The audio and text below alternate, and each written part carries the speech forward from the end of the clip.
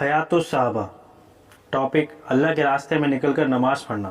حضرت علی رضی اللہ عنہ فرماتے ہیں کہ بدر کی لڑائی کے دن حضرت مقداد رضی اللہ تعالیٰ عنہ کے علاوہ ہم میں سے کوئی بھی سواری پر سوار نہیں تھا، اور میں نے اپنے آپ کو اس حالت میں دیکھا کہ ہم میں سے ہر ایک آدمی سویا ہوا تھا، بس حضور صلی اللہ علیہ وسلم جاگ رہے تھے۔ آپ ایک پیڑ کے نیچے نماز پڑھ رہے تھے اور روتے رہے یہاں تک کہ صبح ہو گئی۔ حضرت ابن عباس رضی اللہ عنہ فرماتے ہیں کہ ہم لوگ عصفان نامی جگہ پر حضور صلی اللہ علیہ وسلم کے ساتھ تھے، مشرکوں کی فوج ہمارے سامنے آ گئی۔ اب ان کے سپہ سالار حضرت خالد بن ولید تھے۔ مشرکوں کی یہ فوج ہمارے اور قبیلے کے بیچ میں تھی۔ حضور صلی اللہ علیہ وسلم نے ہمیں ظہر کی نماز پڑھائی۔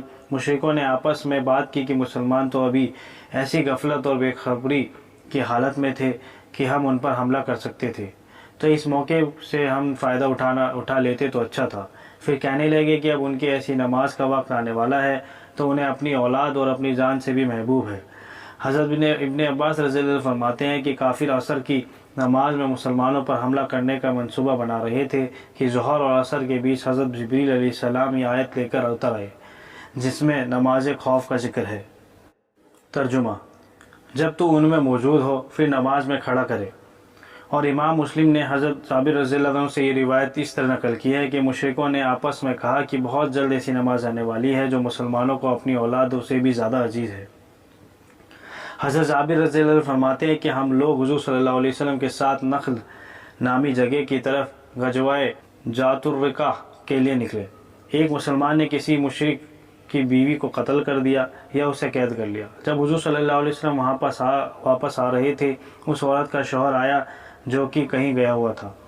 جب اسے بیوی کے قتل ہونے کی خبر ملی تو اس نے قسم کھائی کہ جب تک وہ محمد صلی اللہ علیہ وسلم کے صحابہ کا خون نہیں بہائے گا اس وقت تک وہ چین سے نہیں بیٹھے گا۔ چنانچہ وہ حضور صلی اللہ علیہ وسلم کے پیچھے چل پڑا۔ آپ نے راستے میں ایک جگہ پڑاؤ ڈالا۔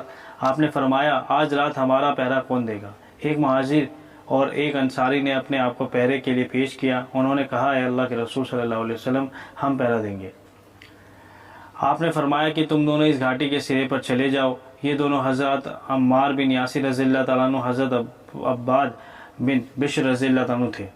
یہ دونوں گھاٹی کے سرے پر پہنچے تو انصاری نے مہاجری سے کہا کہ ہم دونوں باری باری پہرا دیتے ہیں، ایک پہرا دے اور دوسرا سو جائے۔ جب تم بتاؤ کہ میں کب پہرا دوں، شروع رات میں یا آخری رات میں؟ مہاجری نے کہا، نہیں، تم شروع رات میں پہرا دو۔ چنانچہ مہاجری لیٹ کر سو گئے اور انصاری کھڑے ہو کر نماز پڑھنے لگے۔ وہ آدمی آیا جس کی بیوی قتل ہوئی تھی۔ جب اس نے دور سے ایک آدمی کھڑا ہوا دیکھا تو وہ سمجھ رہا تھا کہ مسلمانوں کی فوج کا جاسوس ہے۔ اس نے ایک تیر مارا جو اس انصاری میں آ کر جگہ لگا۔ انصاری نے وہ تیر نکال کر پھینک دیا، نماز میں کھڑے رہے۔ اس نے دوسرا تیر مارا، وہ بھی آ کر اس کو لگا۔ انہوں نے اسے بھی نکال کر پھینکا اور نماز میں کھڑے رہے۔ اس آدمی نے تیسرا تیر مارا، وہ بھی آ کر ان کو لگا۔ انہوں نے اسے بھی نکال کر پھینکا، پھر رکوع سجدہ کر کے نماز پوری کی۔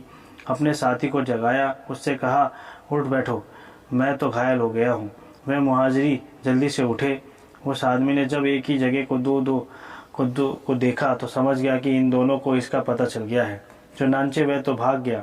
جب مہاجری نے انصاری کے جسم میں سے کئی جگہ سے خون بہتے ہوئے دیکھا تو انہوں نے کہا، سبحان اللہ، جب اس نے آپ کو پہلا تیر مارا تو آپ نے مجھے اس وقت کیوں نہیں اٹھایا؟ انصاری نے کہا، میں ایک سورت پڑھ رہا تھا تو میرا دل نہ چاہا کہ اسے ختم کرنے سے پہلے چھوڑ دوں، لیکن جب اس نے لگاتار مجھے تیر مارے تو میں نے نماز ختم کر کے آپ کو بتا دیا۔ اللہ کی قسم، جس جگہ کے پہرے کا حضور صلی اللہ علیہ وسلم نے مجھے حکم دیا ہے، اگر اس جگہ کے پہرے کے رہ جانے کا خطرہ نہ ہوتا تو میں جان دے دیتا، سورت کو بیچ میں نہ چھوڑتا۔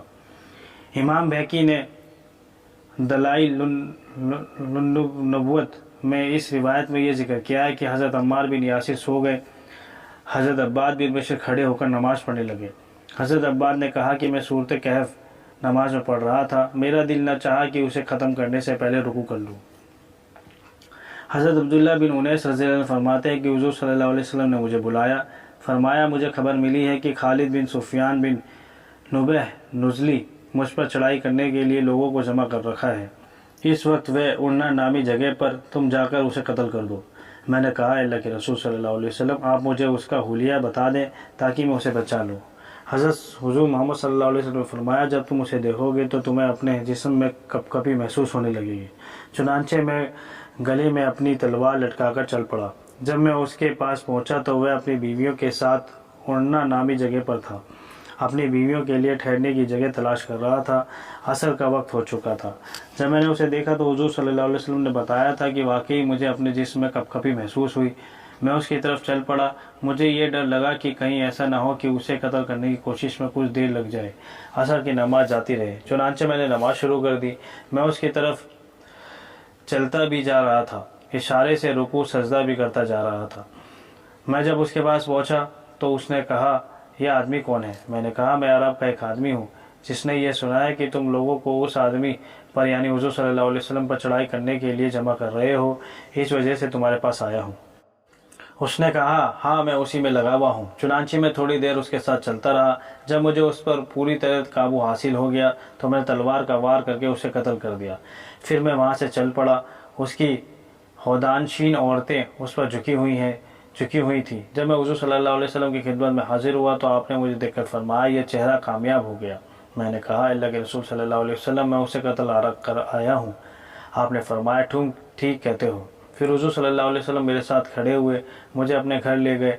मुझे एक लाठी देकर फरमाया, ए अब्दुल्ला बिन उनैस, इसे अपने पास संभाल कर रखना। मैं लाठी देकर लोगों के पास बाहर आया। लोगों ने पूछा, ये लाठी क्या है? मैंने कहा, ये लाठी मुझे हुजूर सल्लल्लाहु अलैहि वसल्लम ने दी है। मुझे हुक्म दिया है कि मैं इसे संभाल कर रखूं। लोगों ने कहा, तुम वापस जाकर क्यों नहीं हुजूर सल्लल्लाहु अलैहि वसल्लम से इसके बारे में पूछ लेते? इसलिए मैं हुजूर सल्लल्लाहु अलैहि वसल्लम की खिदमत में वापस आया। अर्ज़ किया, अल्लाह के रसूल सल्लल्लाहु अलैहि वसल्लम, आपने मुझे ये लाठी क्यों दी है? आपने फरमाया, ये क़यामत के दिन मेरे और तुम्हारे बीच निशानी होगी, क्योंकि उस दिन लाठी वाले लोग बहुत कम होंगे या नेक अमल का सहारा लेने वाले बहुत कम होंगे। चुनांचे हज़रत अब्दुल्ला ने उस लाठी को अपनी तलवार के साथ बांध लिया। वह लाठी ज़िंदगी भर उनके पास साथ रही। जब उनके इंतकाल का वक्त आया तो उनकी वसीयत के मुताबिक वह लाठी उनके कफन में रख दी गई।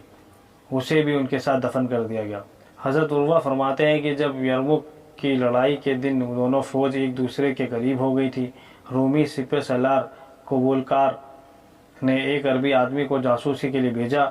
इस हदीस के आखिर में यह है कि कबूलकार ने उस जासूस से पूछा, वहाँ क्या देख आए हो? उसने कहा कि वे मुसलमान रात में इबादत गुजार हैं और दिन में घुड़सवार। हज़रत अबू इसहाक ने एक लंबी हदीस रिवायत की है कि जिसमें यह है कि हिरकल ने अपने लोगों को कहा, फिर तुम्हें क्या हो गया है कि हमेशा हारते हो? तो उनके बड़े सरदारों में से एक बूढ़े ने कहा, हम इस वजह से हारते जा रहे हैं कि वे मुसलमान रात को इबादत करते हैं और दिन को रोज़ा रखते हैं। और ये हदीसें ताइदाद गैबियत के असबाब के बाब में आगे आई।